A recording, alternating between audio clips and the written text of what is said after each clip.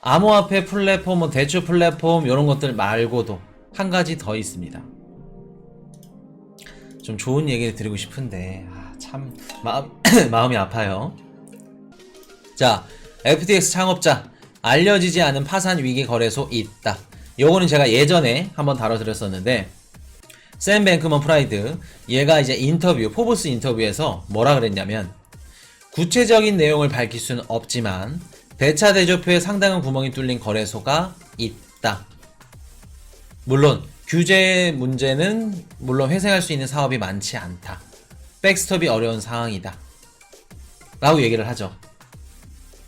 자, 암호화폐 거래소에 어떤 애들, 뭐 대차 대조표가 힘들고 뭐 구멍이 뚫리고 이런 애들, 희생할 수 없는 사업이 많지 않다 이런 얘기를 하는 이유가 뭐냐면 지금 자산시장 거래 그 자금을 쥐락펴락하는 게 샘 뱅크먼 프라이드 얘라고 말씀을 드렸죠. 이번에 비트코인 가격이 하락했을 때 가장 많은 거래량이 나왔던 게 또 FTX입니다.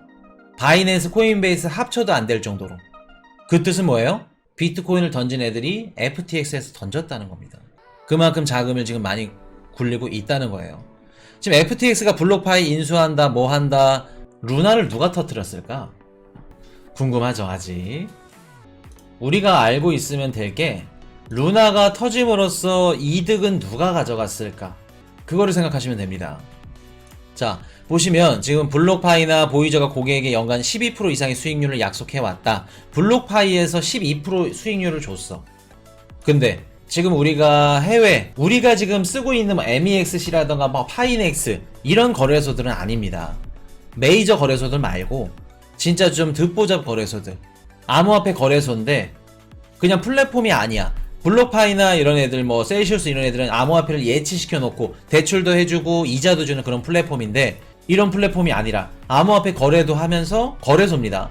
우리도 국내 거래소 굉장히 많죠.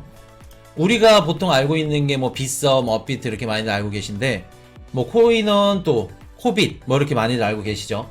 그거 말고도 수십 개, 막 수백 개가 되더라고요. 지금 많이 없어졌는데. 근데 그런 데서 또 거래를 하신 분들이 많더라고요. 생각보다. 우리 코인이슈 방송 보시는 분들은 야 무슨 우리가 업비트 아닌 빗썸이지 누가 그런 데서 거래를 해 생각을 하시는데 많더라고요. 우리가 한국에 프로젝트들 막 뭐 몇백억 해먹고 날랐다, 김치코인 막 이런 애들 보면은 그냥 들어보지도 못한 국내 거래소야. 근데 진짜 거래를 하고 있더라고요. 그런 거래소들도 해외 거래소가 많습니다. 마이너 거래소라고 하죠. 거래량 안 나오는 그런 거래소들이 거래량을 끌고 싶고 예치된 이런 것들, 예치된 금액을 좀 늘리고 싶어서 좀 말도 안 되는 이자, 스테이킹 수익률을 준다고 이렇게 광고를 하는 거죠. 예를 들어서 20%야. 그러면 내가 20%의 수익률을 얻을 수 있는데 A라는 플랫폼은 그냥 대출 플랫폼이야. 근데 B라는 플랫폼은 우리들이 쓰고 있는 그냥 암호화폐 거래소 플랫폼이야. 단지 좀 이름이 유명하지 않는. 그럼 우리 코인이슈 가족분들이면 A랑 B 둘 중에 무조건 넣어야 된다고 하면 어디다 넣으시겠어요? 스테이킹을. 상대적으로 안전한 암호화폐 거래소 거기에 넣겠죠. 스테이킹 똑같은 이자율이면. 그런 암호화폐 거래소 애들이 지금 문제가 된다는 겁니다. 비정상적으로 높은 수익률을 주는 애들. 자, 유동성 위기, 코인플렉스, 출금 재개 시간 더 필요. 출금이 안 된다고 합니다. 이거 무슨 뜻이에요? 뱅크런이죠. 암호화폐 파생상품 거래소예요. 파생상품 거래소, 코인플렉스, 출금 재개 시간이 더 필요하다고 하는 겁니다. 지금 디파이 플랫폼들, 뭐 이더리움 해가지고 암호화폐 예치한 애들, 이런 애들 뿐만 아니라 이런 좀 안 좋은, 질이 안 좋은, 뭐 코인플렉스가 질이 안 좋다는 거 아닙니다. 마이너 거래소들이 무너지는 거래소들이 많다는 겁니다. 이제 앞으로 나온다는 거예요. 거래소들도. 이해되셨나요? 우리 건영아 님이 국내 거래소 증권형 코인 상장 안 되고 상장 폐지할 거다. 분위기인데 불안하네요. 걱정하실 거 전혀 없습니다. 우리가 알고 있는 알트코인들, 김치코인들, 근데 대기업이랑 연관이 되어 있다? 딱 누가 들어도 알만한 코인들은 그대로 가는 거예요. 근데 그런 코인들 아니고 국내 김치 알트코인인데 좀 애매모호한 애들, 그런 애들은 위험합니다. 이렇기 때문에 코인이슈가 국내 김치코인들 사면 안 됩니다. 국내 거래소에 상장되어 있는 코인들 안 됩니다. 죽어라 그렇게 말씀을 드렸었는데 불안해하시면 안 되지. 지금 거의 한 4개월 5개월 연초부터 말씀을 드렸을 겁니다. 그렇기 때문에 걱정하실 거 단 한 개도 없어요. 우리가 웬만해서 이름 들어서 알만한 것들은 걱정할 거 없다. 그냥 그대로 갖고 가시면 된다. 근데 그렇지 못한 애들은 언제든지 없어질 수 있다. 자, 그런 암호화폐 또 거래소 중에 하나가 또 코인플렉스 라고 여기 뭐 나와 있죠. 그래서 뭐 4,700만 달러 상당 USDC를 뭐 빌렸다, 못 받았다, 이런 얘기들이 나온 겁니다. 출금 재개에 시간이 더 필요하다. 근데 얘네는 또 이제 파생상품 거래소예요. 선물 또 레버리지 땡겨가지고 그런 위험성들. 자, 지금 보시면 우리가 인도에서 7월 1일부터 암호화폐 거래에 대한 1% 추가 과세 적용. 인도에서 이제 양도소득세도 30%에 해당하는 세금을 매긴다고 합니다. 그리고 또 인도에서 또 암호화폐 거래소에 대한 또 규제가 굉장히 좀 까다롭죠. 자, 이거 한번 보여드릴게요. 외신, 출금 중단 거래소 볼드, 다음 타자 인도 현지 거래소 가능성. 볼드, 싱가포르 암호화폐 기반 대출 플랫폼 볼드가 출금 중단했다. 뱅크런 이제 직전이다. 그 다음 타자가 뭐라 그랬어요? 인도 현지 거래소가 가능성이 있다. 볼드는 말씀을 드렸죠. 지금 이전에. 인도 현지 암호화폐 거래소들이 입출금 중단 결정을 내리는 다음 플랫폼 될 가능성이 존재한다. 이런 의견이 나왔는데, 자, 여기 보시면 인도 현지 거래소들의 거래량 감소 추세가 뚜렷하게 나타나고 있으며 인도 정부의 규제 강화도 뭐 일조하고 있다. 그래서 양도소득세 이렇게 걷고 암호화폐 거래소에 대한 규제가 굉장히 심해. 인도가. 근데 인도 주요 거래소인 와즈르X랑 코인딕시X, 코인딕시X가 그 활성화된 사용자 수가 1000만 명이 넘을 겁니다. 그냥 가입자였나? 하여튼 그 1000만 명이 굉장히 단기간 안에 그렇게 됐고, 아마 DCX가 인도에서 암호화폐 최고 빠른 걸로 유니콘 기업일 겁니다. 그럴 정도로 인도 원탑 거래소인데 얘네들 전주 대비 약 70%가 감소했다 그래요. 거래량이 급감했다고 하는 겁니다. 와즈르X도 마찬가지고. 거래량이 떨어지면 어떻게 돼요? 거래소는 자기네 거래소에서 거래를 할 수 있게끔 만드는 무기가 있어야 돼. 자기네 거래소만의 무기. 예를 들어서 뭐 MEXC, 여기 보면은 뭐 MX, 디파이, 뭐 런치패드, 킥스타터 이런 무기들이 있죠. 선물도 잘 되어 있고 뭐 이런 것들. 파이넥스도 구조화 예금 아니어도 자동 로봇이 샀다 팔았다는 로봇 매매가 있습니다. 그런 것처럼 거래를 할 수 있는 그런 메리트가 있어야 돼. 근데 그런 거래량 메리트가 없고 기술적 그런 것들은 없으면 도태될 수밖에 없다는 겁니다. 그리고 와즈르X 문의들 많이 주셨죠. 와즈르X가 뭐 모르겠어요. 어디에서 추천을 해주시던가요? 다른 방송을 기재하시면 안 됩니다. 차단당하실 수 있어요. 여러 방송들의 댓글로 와즈르X는 어떤가요? 물어보신 분들이 많더라고요. 그래서 코인이슈와 와즈르X 어떻다고 말씀드렸죠? 바이낸스 거고 와즈르X 위험하다. 위험할 수 있다. 왜? 차라리 인도 시장이 미래가 밝고 투자를 하는 거라면 와즈르X보다는 폴리곤을 하셔야 된다. 인도 이더리움. 그렇게 와즈르X 같은 경우에는 지금 만약에 바이낸스가 인도에서 사업을 접는다 하게 되면 와즈르X 코인은 그냥 붕 뜨는 겁니다. 누가 보장해 주실 건가요?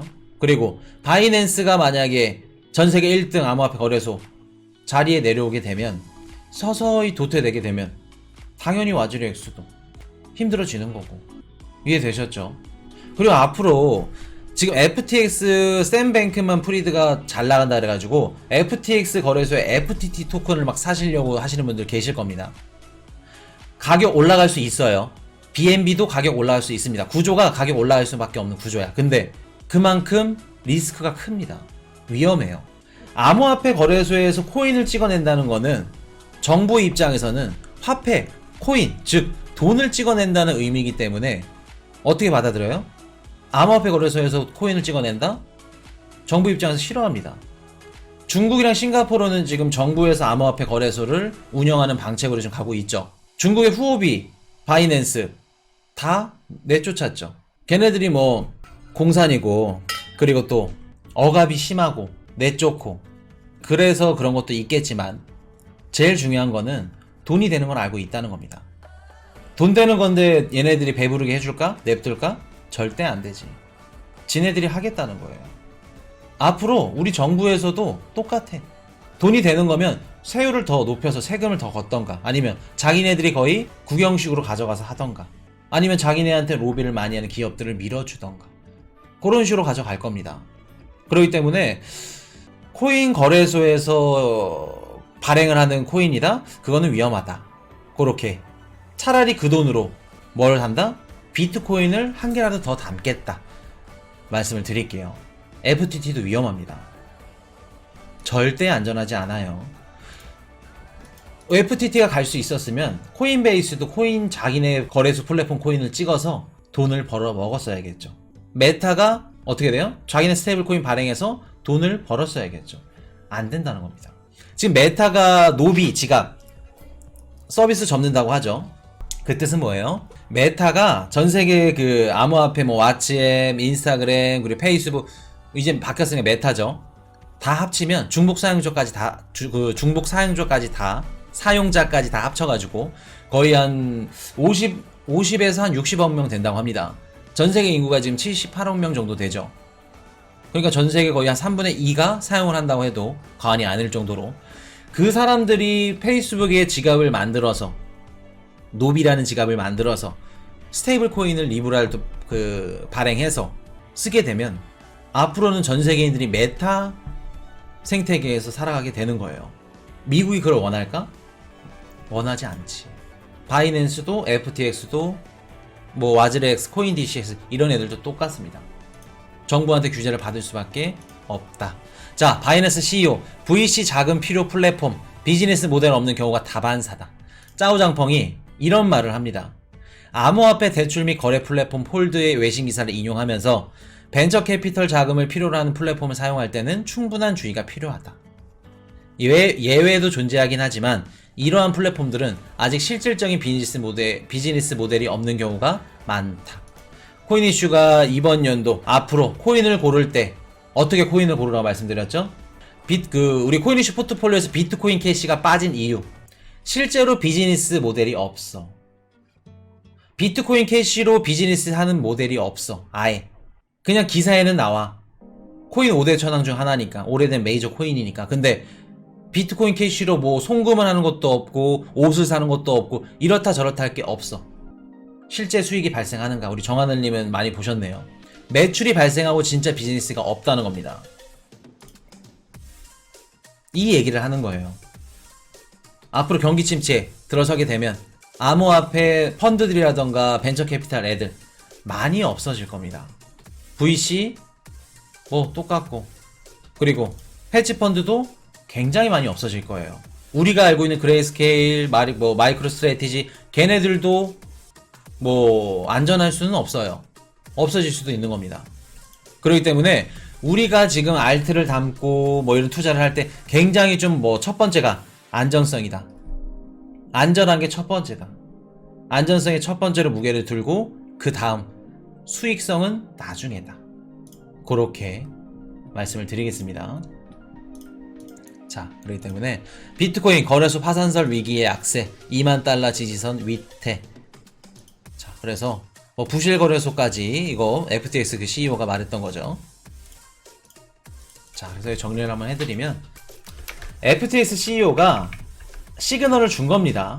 위험할 거라고. 암호화폐 거래소도 무너진 애들 많을 거야. 근데 마이너 애들, 좀 뭐 파생 상품이라던가 선물 거래하는 애들, 그런 애들 위주로 미리 이제 언제 시그널을 준 거고, 다니엘 청이라고, 얘가 이제 판게아 펀드라고 또 암호화폐 또 블록체인 얘네 또 그 펀드를 또 운영하는 CEO입니다. 얘가 하는 말이 뭐냐면, 나는 앞으로 6월 29일 날 올렸죠. 앞으로 2개월 동안 1200달러의 이더리움에 대한 엄청난 매도 기회가 있다고 믿습니다. 진정한 항복을 보지 못했고 7월에서 8월달은 잠재적으로 최악의 달이 될 것입니다. 이 뜻이 뭐예요? 뭔 뜻일까? 펑게아 펀드 CEO 다니엘 청이 하는 얘기입니다. 펑게아 펀드의 CEO면은 블록체인에 대해서 코인 이슈보다 더 잘 알고, 지금 암호화폐 헤지 펀드라던가 이런 벤처 캐피탈, 그리고 또 이런 기업들, 자산 운용사들, 지금 그 디파이 플랫폼 애들 사정에 대해서 더 빠삭하게 알고 있다는 거예요. 디파이 플랫폼 대규모 청산 물량, 이더리움 최저점 가격이 지금 아직 안 나왔다는 뜻입니다. 7월달, 8월달 이더리움 최저점 본다. 그 얘기를 하고 있는 겁니다. 자, 7월달 많죠? 우리 EQ 어닝 예정되어 있고, 우리 또 월마트랑 타겟, 미국 소비 GDP 4분의 3을 차지하고 있는 월마트 타겟, 얘네들도 실적 발표 안 나오면 소비 꺾이면서 지금 어떠한 지표들 막 다 나오더라도 좋게 받아들이지 않는다. 자산시장 투자자들은 안 좋게 받아들인다. 야, 소비가 꺾였네? 안 되겠다. 경기 침체 오겠다. 소비 지표가 좋게 나왔네? 예전 같았으면 금리 인상 약하게 하겠네. 자산시장 반등해야 되는데 반대로 읽어버려. EQ 어닝 실적 발표, 테슬라 실적 발표 나오겠죠. 트위터 인수 위해서 일론 머스크 비트코인 매도했다, 이런 기사들 터지면, 그리고 직원을 감축한다, 이런 기사들, 포트폴리오들 손바꿈 일어났다. 그냥 여기다가 또 우리 랜딩 플랫폼 아까 말씀드렸던 이더리움 비트코인 시장이 나오는 것까지, 그리고 부실 암호화폐 거래소까지 이번 여름 기대해도 좋을 것 같습니다. 우리 코인이슈 분들한테는 기회예요. 기회고, 남들이 힘들어하고 이렇게 막 두려워하고 그럴 때 우리한테는 기회입니다. 진짜로 감사해야 돼요. 빠지는 게 감사해야 됩니다. 코인이슈한테도 주변에서 막 물어봐요. 야, 요새 비트코인 가격이 안 좋은데 하락했는데 괜찮냐? 괜찮냐라는 말부터 해요. 코인이슈 뭐라고 대답할까? 그냥 웃기지. 뭐 그분들이 웃겨서 뭐 웃긴다는 게 아니라 웃깁니다. 왜? 너무 좋아. 진짜로 아까 그 기름값 말씀하셨을 때 이제 드는 생각이 뭐냐면, 기름값이든 뭐든 식자재든 뭐 유럽 여행이든 뭐든 다 올라봐라. 한번 해봐라. 물론 이제 쓰러진 분들한테는 좀 죄송하겠지만 그만큼 저점에서 기회가 오는 겁니다. 준비된 자만이 기회를 얻을 수 있다고. 기회가 오는 거예요. 자, 이해되셨죠? 그렇기 때문에 우리 코인이슈 가족분들도 이미 담으셨던 분들 걱정할 필요 없어. 기회 있습니다. 아직까지 기회 존재해요. 지금 장을 보면 이따가 말씀을 드릴게요. 또 급발진했네 또. Hey, I got a confession. Been losing all momentum. Just because it's easy, well, that don't make it better.